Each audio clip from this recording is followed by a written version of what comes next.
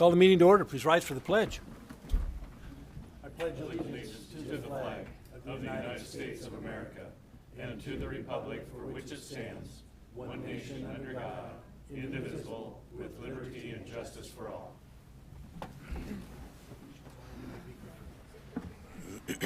Welcome to the September 19th, 2023 Post Falls City Council meeting.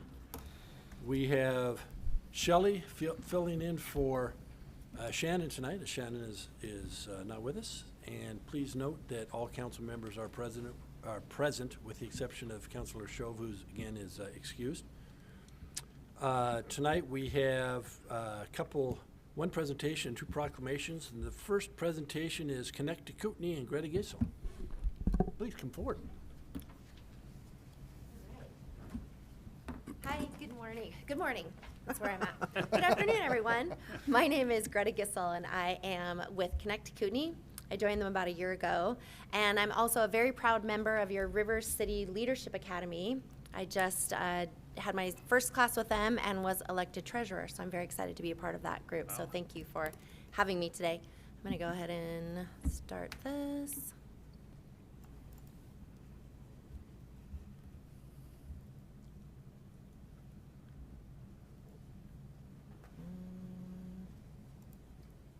I'm not sure how to make that go to the one screen, but that's okay. Thanks, John. So I'm here to talk primarily about local worker housing. And as you all know, local worker housing is one of the things that everybody recognizes as one of the biggest crises in our area at the time. So we as an organization focus on preservation, promoting and protecting local worker housing with a variety of different partners in our area. But as a nonprofit, that's what we focus on the most. But I will be talking about other things that we focus on, including education and part of the environment and stuff like that. And I know that I have a brief time, so I'm going to try to go quickly. But I wanted to thank all of the council members and Mayor Jacobson for having me here today. I'm honored. As an organization, we are focused on trying to shape the future. We harness collective wisdom through meetings that we host every single month. We host meetings for the community to join. We try to create sustainable solutions. Our goal is to build a stronger community where everyone has the opportunity to thrive, belong, and make a positive impact. On your, in front of you, I have given each of you a packet that has information about our nonprofit. It has a letter from myself, and then it also includes who our board members are. And then there is an insert that I've put in there, and it's from the chief economist from Washington Trust Bank, and I think you'll find it as interesting as I did, and I'll quote some of those numbers as I progress here today.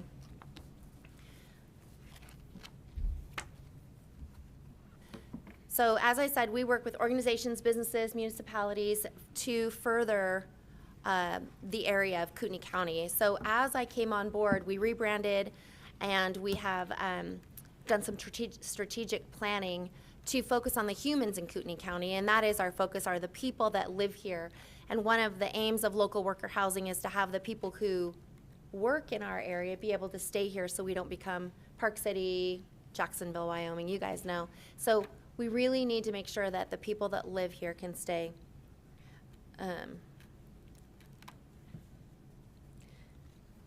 And we exist to provide those solutions to help further that mission.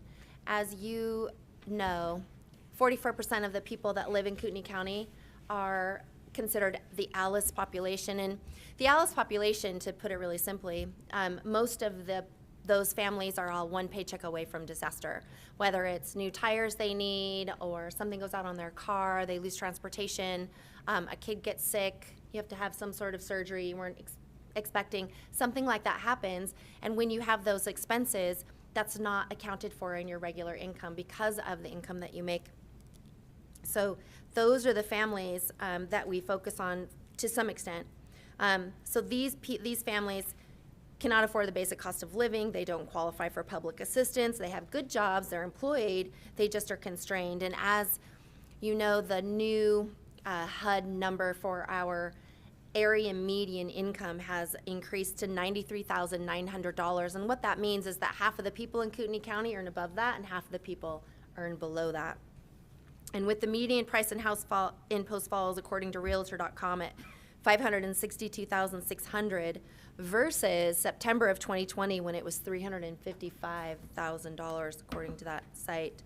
So, but what local workers do is they are quality employees, right? And they help conserve the small town feel that we have and the small town feel that we all want, because that's who we are and have been for so long.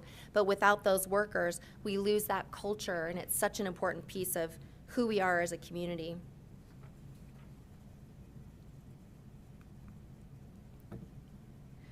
So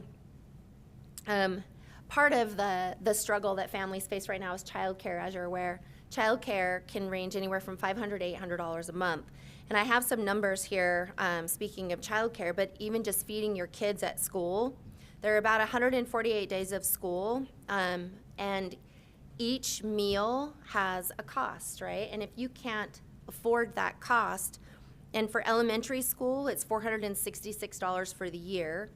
But if you were to feed your child lunch and breakfast, it's $754, and that's for one child to eat both breakfast and lunch at school. And in order to qualify for free or reduced lunch, a family of 4 has to earn $39,000 a year to earn free meals, and to have reduced meals, they have to earn $55,000. So a lot of the families with the increase in wages have earned themselves out of that bucket of free and reduced lunch. So to give you sort of an idea, in 2019, 50% of your kids in this community were receiving free reduced lunch, and right now it's 35.4%. That could be because people have to move because they can't afford the rents or somewhat, but anyway, those are the numbers for right now to consider as we look at our families that we want to keep here who are going to grow our businesses. And essential.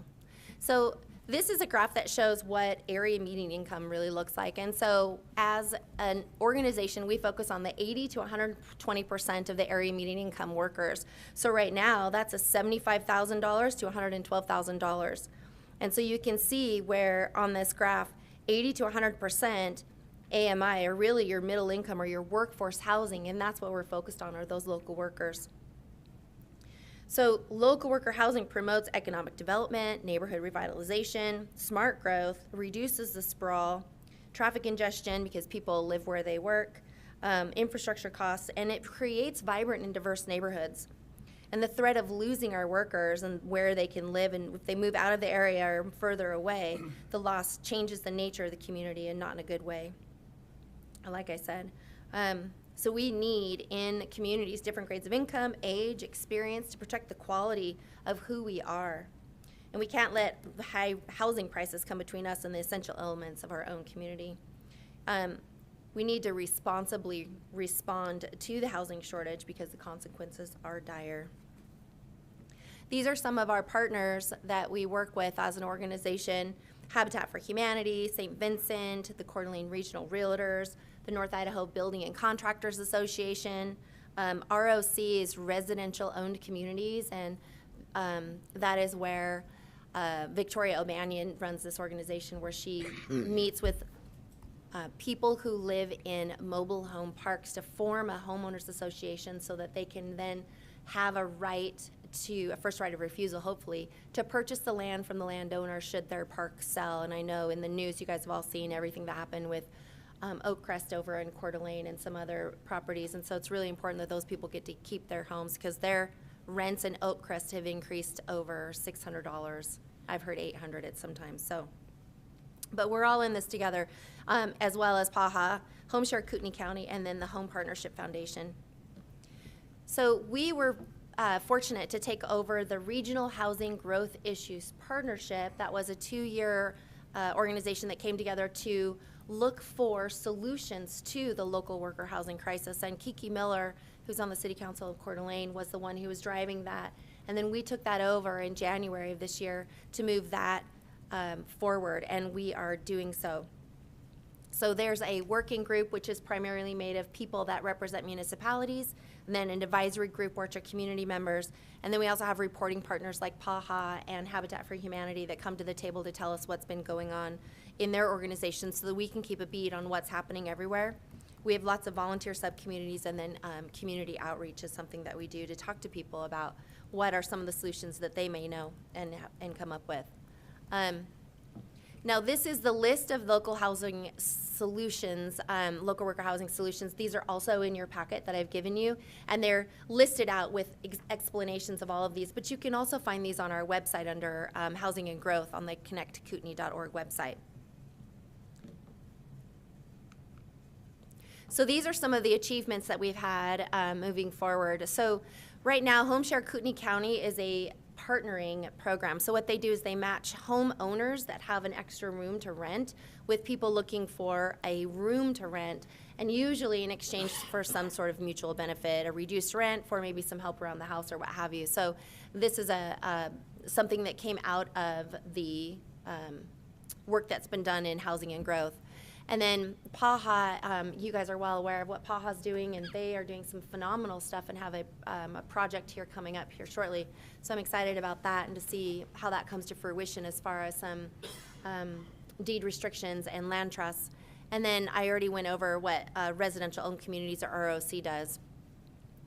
And then there's the Open Space Committee that was formed out of this partnership. And so the Open Space Committee we did a survey, we've done several surveys, and in the survey, open space preservation was the #1 thing people wanted to see in their community. Through that, and through David Callahan in Kootenai County, now on the ballot in November is an open space bond for $50 million to try to protect some of our open space. So that's exciting news. And then additional achievements are the rental survey that we've done. In the past, the rental survey showed that renters are paying upwards of 51% of their income out in rent every month. And if you were to look at your own paycheck and say, I want to give 50% of that to your rent, you'll see what constraint that would be. Same applies now, except rents increased 2 years ago about $300, and now they're increasing about $100 for people. And we also have worked with the CDA, EDC, and PAHA to work on the U of I housing study and affordability study, and so that will be coming to fruition. I think it should be out very, very soon, actually. So some of the things that are in the works are, right now, we are ready to put out to the designers and architects and planners an ADU request for proposal. And so what that looks like is all of the city building directors and I have gotten together, and so what we're doing is creating an RFP for people to present ADU plans that fit the most constrained set of plans for all of the municipalities, and they will present those, and then those free plans for the citizens in Kootenai County will be hosted on our website, and then people can use that plan to build an additional dwelling on their property should they choose, and if they can in their particular neighborhood or location. We also have done builder-developer incentives, whereas we've asked each of the planning departments a set of questions and gotten those answers so that if builders want to build something, they can look at those and get a really quick synopsis of what's available. We also host a planning and zoning workshop. We did our first annual last year. This year we're having another planning and zoning workshop on November 2nd, where we invite all of the city planning and zoning commissioners to come to the table to talk about solutions for local worker housing. Last year we had a half a dozen or more solutions that came from that, and we're hopeful for the same again this year. So that's awesome. And then we have some other things that we do. I know I have limited time, so I'm going to scooch forward. Future opportunities. So the Coeur d'Alene Regional Realtors and the Home Partnership Foundation, which is under the Idaho Housing and Finance Association, are partnering to do a fundraiser. And through this fundraiser, they're hoping to provide silent seconds for families trying to buy a home. A silent second is on your mortgage, but it stays there, and then it's basically given money to a family, and then when that family sells that home, that silent second, all of the money that was given to that family goes back into the fund to be reused again for another family to buy a home. And so we're hoping there's a continuing fund for that. Banks and lenders are doing a whole bunch of different things right now, so that's exciting, and providing different mortgage opportunities, including a 40-year mortgage, of bringing that back, or have brought it back. Shutter projects are projects that have been denied for some reason in the past, and we're looking at those to see if maybe there's a possibility of reviving something that has been denied in the past with a local worker aspect. And then your John Bruning Commons in Post Falls, I know that's been tabled until 2025, but that'll be exciting because it'll be a place not only for jobs but for housing. So I mentioned the joint planning and zoning workshop. So it's about all of the cities in Kootenai County coming together to talk about what can we do as a county to make sure that our local workers have a place to stay, a place to live, to raise their families, to have their kids grow up here. I grew up in this area, and I just can't even express how fortunate I feel to have had the opportunity I've had in this area. I just love it here. So I'm hoping that we can continue to raise families.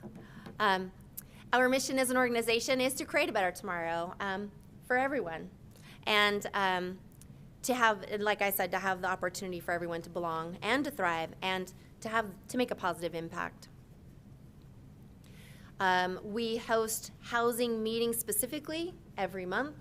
We also host meetings every month specific to the 6 focus areas that we have. So we have partner meetings every month, twice a month on Mondays. And the public is welcome to join us. We have focuses, housing and growth is our primary focus, like I'm saying, but we also have community and identity, education and learning. That's my heart and soul because I'm a former teacher. Environment and recreation, health and safety, and then jobs and economy are the focus areas of our organization. These are our current staff members and board members. We're lucky to have Bob Seal on our board. Thanks, Bob.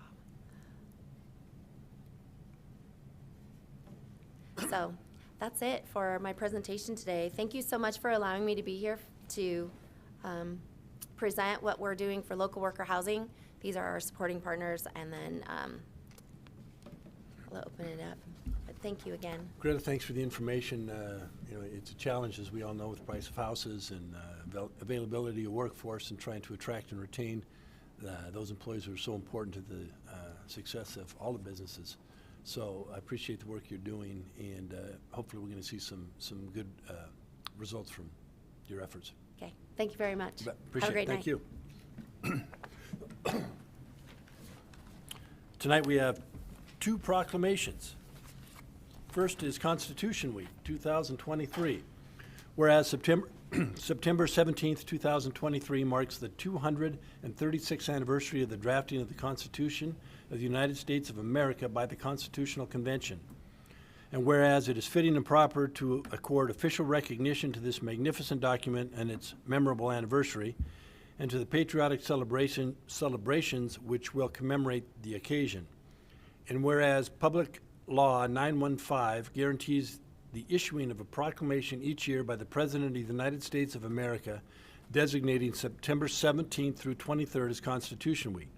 Now therefore I, Ronald G. Jacobson, Mayor of the City of Post Falls, do hereby proclaim the week of September 17th through 23rd as Constitution Week, and ask our citizens to reaffirm the ideals that the framers of the Constitution had in 1787 by diligently protecting the freedoms guaranteed to us through this guardian of our liberties, remembering that lost rights may never be regained. And the second one, and we have a couple special guests in the back. One is a 4-legged furry friend back there that was very attentive, and it's National Service Dog Month. Whereas we believe in the joyful, transformative power of the human canine bond and inclusively of all citizens. Whereas in the United States, 64 million adults and children have a disability, and only 16,000 service dogs from accredited training programs exist nationwide, and the need is growing. Whereas Canine Companions is a nonprofit organization that enhances the lives of people with disabilities by providing expertly trained service dogs and ongoing support to ensure quality partnerships. Whereas Canine Companions and their service dogs empower people with disabilities to lead life with greater independence by providing best in-class training, ongoing follow-up services, and a deeply committed community of support. Whereas National Service Dog Month aims to educate our community about the benefits of service dogs and the laws protecting them. Whereas the City of Post Falls continues to work toward becoming an inclusive community in which all citizens and their service dogs are embraced. Now therefore, in recognition of service dogs and the adults and children with disabilities in our community, I, Ronald G. Jacobson, Mayor of the City of Post Falls, Idaho, do hereby proclaim September to be the National Service Dog Month. I encourage all citizens to celebrate task-trained service dogs and be respectful of the rights afforded to the adults, children, and veterans who lead more independent lives because of their assistance. So thank you again for joining us tonight. We appreciate it.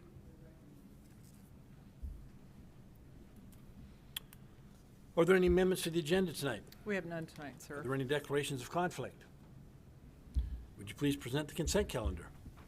Item A is minutes from the September 5th, 2023 City Council meeting. Item B is payables August 29th through September 11th, 2023. Item C is Millsap Landing Annexation Reasoned Decision File Number ANNX-22-16. Item D is the Niagara Annexation Reasoned Decision File ANNX-22-11. Item E is the Hydrelia Estates Construction Improvement Agreement. Item F is Fair Estates Subdivision Master Development Agreement. Item G is Quailview Twin Homes Construction Improvement Agreement. Item H is Addendum 1 to Appendix 11 of the Prairie Crossing Construction Improvement Agreement. Any questions on the consent calendar? Warren, excuse me one second. Warren, are we okay? Yeah. Okay. I move to approve the consent calendar as presented. Second. Motion, 3 seconds. Further discussion? Roll call, please. Sure. Walker? Aye. Borders? Aye. Thorson? Aye. Ziegler? Aye. Malloy? Aye. Motion passes. Thank you. Tonight we have no public hearings, and it's followed by unfinished business returning ordinances and resolutions. Tonight we have none. New business, we have several. So the first is the agreement with Motorola Solutions for continued service of the CAD RMS Spillman system. Captain. Good evening, Mayor and Council. I'm here to seek approval of a 5-year agreement with Motorola Solutions for our Spillman CAD system. Spillman CAD is our computer-aided dispatching system and our report writing system. We've been with Spillman since 1987, so a very long time. As part of the 2018 project with Motorola, we purchased a service with Spillman that expires next month, actually in November. Back in March, as we knew that was going to be expiring, we put out a proposal to see what else is out there and see what other systems were out there and new features that might be available. Through that process, we had Spillman respond along with 2 other companies.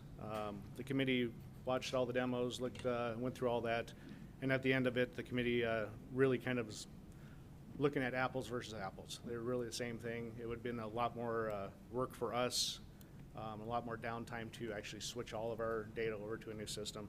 So we chose to stay with Motorola and Spillman Flex.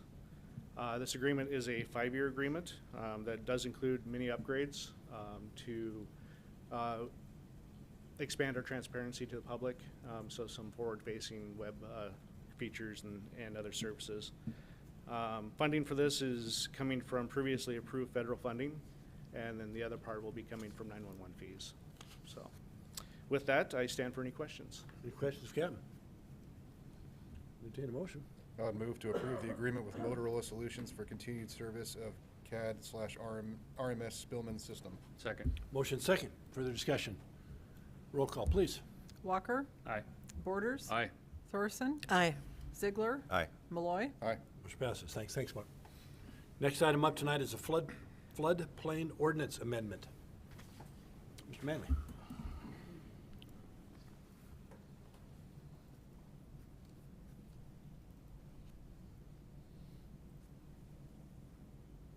All right, good evening, Mayor Jacobson, Council President Thorson, and members of City Council. So yes, this is the floodplain ordinance amendment proposal. The applicant is the planning division here at the city. Well, your request is to review and approve the requested amendment of floodplain ordinance in the Post Falls Municipal Code. It's chapter 1544. It's the flood damage prevention section of that chapter 15. So we'll go to, I'm going to go to a quick slide here, sorry. So the current ordinance was adopted in 2010. FEMA, Region 10, they reviewed our code and determined that there had been some updates since 2010 that needed to be looked at and revised in order for us to stay and be part of the National Floodplain Insurance Program. So the City of Post Falls staff and Region 10's representative coordinated over a period of time a series of edits, and that's what is before you. Within that is what was agreed upon through time. Most of them is standard boilerplate language that all jurisdictions have as FEMA directs local jurisdictions to adopt to stay concurrent in that National Floodplain Insurance Program. So the main edits for this is we look to add notification objectives to maintain eligibility in that mentioned flood program. There is definitions in the definitions section. There's actually quite an extensive amount of definitions that weren't in our 2010 version that are now in this proposed version. The floodplain administrator in the old version was directed towards the public works. Now it's being proposed to go towards the community development director, since the administration of floodplain is under the umbrella of community development. There's some changes in just permit procedures that added some clarity, and some clarifications with that duties and responsibilities for that administrator. Some other edits, there were some changes to the site development and construction standards, as well as changes to the floodway standards. An example of like the floodway standards is, as you see here, you can see the old language stricken through, and then the proposed new language in red here. So the draft you have there is what you see here in red. So I just gave one quick excerpt of this is a more lengthy change. A lot of them are more smaller little wording changes and wordsmithing. There was some other stuff with dealing with the alterations of water courses. Some other stuff dealing with the requirements for submittal and technical data, and added some language for the criteria for variances. That's kind of the overview. So what's being asked today is to review and approve the proposed submitted new language to amend that Title 15. Any questions for me? John? No, I don't. It was super exciting reading. Was it? Yeah. Yeah. I was anticipating that comment. So you need a motion to approve this. Now, this is an amendment to an ordinance, or do we have to have the ordinance brought back? So I think you can handle that either way. Our normal practice is to bring them to you one night to let you think about it, look it over, make any suggestions, and bring it back at the next meeting. It is on the agenda tonight as an action item. If you wanted to adopt it tonight, that would be an option as well. Okay, well, as Joe said, it is very exciting reading. So if y'all would like another couple weeks to review it, we can have them bring back the ordinance, or would you like to approve it tonight? I have a quick question. Go ahead. Just for informational purposes. What would be the ramifications of not passing this and falling out of the floodplain insurance plan? Well, I think the ramifications would be those that use we don't have a big floodplain issue in Post Falls. We have a very narrow corridor. It's controlled by the dam, but we do have individuals that reside along that river that participate in that program and rely on being part of it. And so that would be the issue, is if you got kicked out of the floodplain insurance program, it would negatively affect those residents that were along the river. Mm-hmm. So they would have difficult time obtaining insurance for their home. Yes, and yep. You'd also have time, I think, if people were to sell the property, people would come in and buy it without, I think they'd have a difficult time making that work. Sure, okay. Thank you. Also, too, if I remember right, if there ever was a major flood disaster that affected public infrastructure and so forth, that if we didn't pass this amendment to the ordinance, that we wouldn't qualify for federal FEMA aid, et cetera, to rebuild, right? I'm not an expert on that. I don't know if Warren.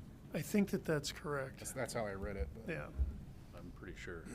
The biggest ongoing impact absent that is the insurance problem. If you don't have the insurance, it's difficult to get. If you can get it, it's monumentally expensive, And every time you try to sell that house, you're gonna have a problem getting rid of it. Anybody want to give it a couple weeks, or do you want to? Pretty good now? I don't Good now. think it needs to be kicked down the road. So I would make this as an ordinance. Okay. So I would move to place the ordinance, floodplain ordinance amendment on its first and only reading by title only while under suspension of the rules. Second. Seconds, motion seconds, further discussion? Roll call, please. Borders. Aye. Thorson. Aye. Ziegler. Aye. Malloy. Aye. Walker. Aye. Motion passes. Mr. Wilson, do you have that revised ordinance to read? I do have I it was right gonna here. say, how much does he have to read? An ordinance of the City of Post Falls, Kootenai County, a municipal corporation of the state of Idaho, providing for appeal of Title 15, Chapter 44 of the City Code, providing for adoption of a new Title 15, Chapter 44, entitled Flood Damage Prevention, establishing authority, providing purpose and objectives, providing definitions, providing applicability and bases, adopting the flood insurance rate map, requiring permits, providing for interpretation, providing warnings and disclaimer of liability, providing procedures, providing for duties and authority of the administrator, providing site development, construction, manufactured home, accessory structures, recreational vehicle and floodway standards, providing for repetitive loss structures, requiring technical data, providing for variance criteria, decision appeal processes, providing for a penalty, providing that the remaining sections of Post Falls City Code shall remain in effect, providing for severability, and for passage of this ordinance, providing for this ordinance to be in full force and effect from and after its passage, approval, and publication according to law. Good job. Aren't you glad you read it by title only? Yeah. I move to approve the ordinance, floodplain ordinance amendment, and to direct the clerk to assign the appropriate number and that it be published by summary only. Second. Motion second, discussion. Roll call, please. Borders. Aye. Thorson. Aye. Ziegler. Aye. Malloy. Aye. Walker. Aye. Motion passes, thank you. Next up is a resolution to repeal outdated policies. You run with that, Mr. Wilson? Hopefully this one's quick. So we have done a review of some of our older policies that for whatever reason haven't been repealed over the years, and this is strictly a cleanup measure to remove some things so that we don't have them hanging around on the books. And those were listed in our packet. Yep. Any questions on any of them? Entertain a motion. Okay. I move to approve resolution to repeal outdated policies and to direct the clerk to assign the appropriate number. Second. Motion second, further discussion. It's a dumb question for me, though. Do we assign a number to repeals? You assign a number to the resolution that makes repeals the it. repeal. Thank you. Roll call, please. Thorson. Aye. Ziegler. Aye. Malloy. Aye. Walker. Aye. Borders. Aye. Motion passes, thank you. And the last one up tonight is resolution adopting personnel policies. So we're going to, as a group, pitch hit for Janet, who couldn't be here tonight. She had to be out of town unexpectedly. So there's a number of personnel policies that are in your packet tonight. We try to bring these things as a group to you so that you're not getting hit with them over the course of the year. We've worked on these and gotten them prepared for you for tonight. I'll hit the highlights on each one of these, and then if you have questions, we can dive into it. And I may kick them off to Shelley or John to help answer them because some of them are outside of my wheelhouse. So the first one that you have in the packet tonight is a new policy dealing with romantic relationships between employees.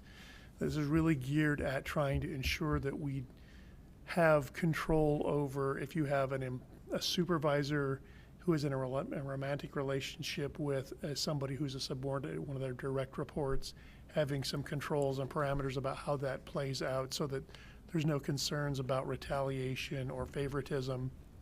Similarly, this policy addresses people such as myself who are in a sensitive position where I may have access or the ability to influence someone's performance rating or their paycheck inappropriately. Those types of positions, and that's typically going to be HR, legal, admin, shouldn't be in a romantic relationship with any other city employee just because we're in a position where we may be able to have an impact on their evaluation or salary. That's the gist of the policy. For normal run-of-the-mill relationships between employees in different divisions or who aren't in a supervisory relationship, this should have no impact. Next up is the vehicle use policy. This is something that's coming out of fleet. And this is largely driven with trying to have some rules around, or a clearer set of rules for when you use city vehicles, how you use them, what happens if you have an accident or if there's a theft, where you park them, how you maintain them. And then similarly, if you're using your vehicle to do city business, what our expectations are around how that vehicle is used. If you get a ticket driving the city rig, you're paying for it. That type of thing. Next up, we have a telecommuting policy. This is something that we have not had in the past. Coming out of COVID, a number of places had telecommuting as a fallback to keep things moving. Honestly, I don't think in the business that we're in, it works terribly well for us. So the policy is heavy on, we mostly need people to be here. There may be the one-off position or some positions where it makes some sense to allow some flexibility for them to work away from their main work station occasionally. But even in that context, we're thinking they're going to be in the office sometime during the week. So that we wanted to have some parameters around what that looks like. And we've also made clear that this really is, if you're a supervisor, you need to be at work. You need to be in a position to be able to monitor and see what's going on with your employees. Where are we at? We have a clarification in our personnel rule regarding the use of PTO or paid time off. Occasionally, you'll have someone who's looking to retire and may want to use their PTO to extend their last day of work, which causes all sorts of other problems. So we wanted to have an explicit statement that you can't use your PTO to kick out your date of separation until the end of your PTO leave. We've made some, I think I skipped the uniform policy. We've updated our uniform policy. The biggest change here, I believe, and John can correct me if I'm wrong, is dealing with a stipend for work boots for the folks that work in the field, making sure that they're having appropriate footwear. That's the main change there. For each of the departments, you should see in this policy the list of items that the city provides for uniforms, and we have a replacement schedule on what happens if those things wear out prior to what we expect them to be able to wear out. Last year, we adopted an incentive policy, and we found out one of the options that we had created, frankly, just didn't work well. And so we decided it was just take it off the books and not allow that as an option anymore, which was for monthly gift cards. That just became more problems to wrestle with than it was worth, frankly. And so we quarterly to get away from that. And then We also moved it to annual instead of quarterly, so the payment's once a year. to make the management of this a lot easier. And finally, we are proposing adopting a new recognition policy. This is for employees that go above and beyond, and small tokens of essentially appreciation for them doing a good job. That's kind of what this policy is intended to do. And it's again for nominal purchases like a gift card or a candy bar, some small expenditure to just thank them for doing a good job. That's the quick and dirty on the run through. Happy to answer questions about any one of them in particular. Questions? But they were pretty well explained in the Made packet. sense to me. Entertain a motion. Now, I would move to approve the resolution adopting personnel policies and to direct the clerk to assign the appropriate number. Second. Motion second. Further discussion. Roll call, please. Ziegler, Aye. Malloy, Aye. Walker, Aye. Borders. Aye. Thorson. Aye. Motion passes. Thank you. Next item tonight is citizens' issue, and this section of the agenda is reserved for citizens wishing to address the council regarding city-related issues that are not on the agenda. Anyone wishes to speak, please come forward. Name for the record, please. Samantha Stiglater, Post Falls. Hi, Mayor and Council. I have kind of a quick question that I wasn't able to get an answer to while I was at the city last week. Why is this door locked now? Security. That we can't. Was there something that happened that Security. now we all can't get in? And is there a policy about that maybe the public could be made aware of? Because I asked for one and one wasn't we have able a to City be Hall provided to policy and me. procedure. And when I asked why, I was just told that's the way of the world now. Which door are you talking about? This very, very, not to get into the atrium, but to get into the like where, Zoning or upstairs. like where you could talk to Oh, anybody? the door, Parking lot. oh, okay, going Yeah. into the offices. Because it hasn't always been locked, and then aren't there locked doors after that to get No. into a lot of the offices? No, but we'll let So- Mr. Wilson. So there's not locked doors for everything, and it really was a policy change dealing with security. We've had some issues over the last few years where there are some folks that sometimes we don't want back in the workplaces because of, frankly, threats. And so that's the reason for the change. There isn't currently a policy, but we are working on one that will call out where the public generally is allowed and entitled to be in the city hall.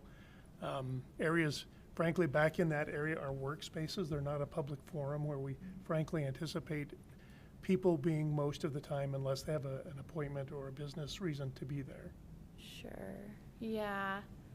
Okay. I'd be really interested to see the policy and kind of maybe have more public input about the atmosphere that seems to create and the bottleneck out at that front door that it created the day that I was here, and then maybe more education to the rest of the staff that's there to be able to answer in an appropriate way that's not just that's the way of the world. Well, So, I think you will have an opportunity to look at the policy, and I am one in favor of it. That's I great. had a gentleman that told me, he said, I expect that door to be open, and he said, if you do this, I'm going to shoot you.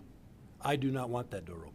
I sit in my Sure. office and I get people that come in that are upset with something at the city. Yeah. And I have never seen a bottleneck. I'm not saying it doesn't exist, Uh-huh. but every time I come in here, it's immediate. Now, I've got a pass key, but I mean, they buzz me through. So Okay. just so you know, there is a strong, Sure. a very justifiable reason for that. Yeah. And when the policy is brought forth, you will have an opportunity Yeah, to see and it. my intention isn't to argue about it, but I also work in a mildly hostile environment, and there's a locked door eventually between me and the public, but working in the emergency department where often we have threats of violence, Yeah. Yeah. you could understand how that there's a balance between absolute Sure. lockdown and having the perception of being available to the public. So Yeah. anyway, that was my question. I just didn't get the answer that I was hoping for Yeah. while I was at, like, talking to city, so I thought that I would ask Sure. council And and staff. for example, I don't know if Coeur d'Alene has a door, but if you're going to go into Coeur d'Alene City Hall, if you want to go past the reception, I don't know if there's a door there, but you have to check in order for Sure. you to go through. I don't live in So, city in Coeur d'Alene Yeah. for a number of reasons, But so. anyway, so you'll have a yeah, chance to look at it. Thank you. thanks. Anybody We else? Just as a side note, we also are working on the remodel, and the rotunda is one of the areas we're looking at the remodel for. So there will be, along with the policy changes to the rotunda, hopefully mitigating some sound and things also.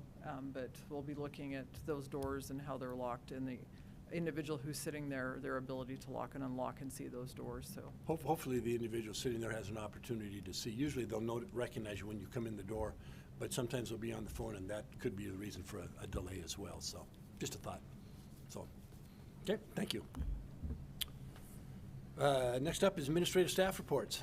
And we have none tonight, sir. Mayor and council comments. I don't have any myself. Council? We do need an executive session tonight. Yes, sir. How long? 15 minutes. Okay, well, I would move to enter into executive session pursuant to Idaho Code 74-2061F. And the purpose, further, that no action will be taken during the session and that the session will last approximately 15 minutes. Second. Motion second. Further discussion. Roll call, please. Malloy, Aye. Aye. Walker, Borders, Aye. Thorson, Aye. Ziegler. Aye. Motion passes. We'll enter executive.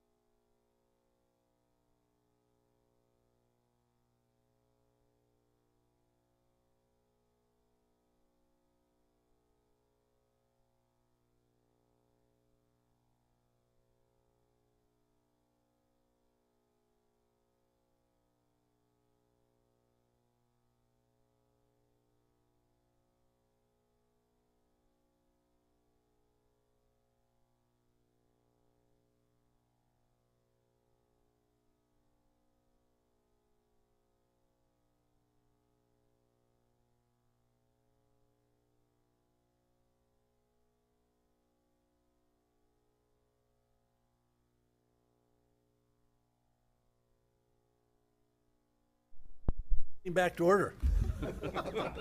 Move to adjourn. Second. Motion second. All those in favor? Aye. Hi. Say, Warren told me I Meeting didn't have to do adjourned. roll call, so. Our name